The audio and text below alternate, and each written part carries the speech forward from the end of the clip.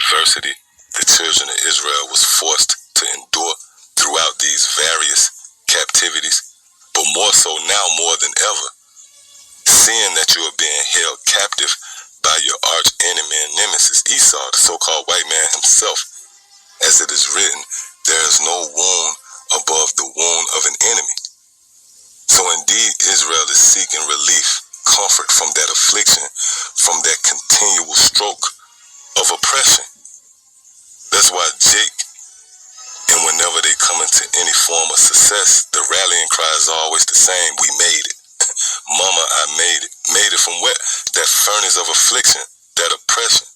You made it out of the ghetto. You made it out of the projects, that wasteland, that desert land.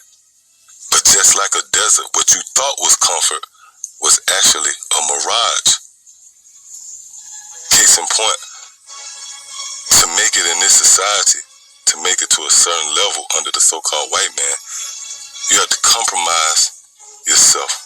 Pretty much you have to sell your soul, perform sacrifices, commit lewd acts, and your very countenance testify against you.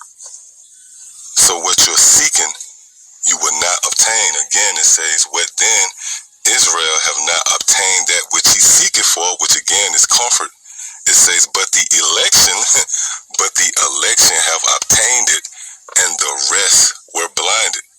And the wedge between the two is that the elect will be given the attributes, ears to hear and eyes to see, versus the 2/3 who would be blinded. So again, ultimately, you can't search out Yahweh Bashim Yahushua, which the Heavenly Father shows himself in the form of his Son, which is now on display through this word, which again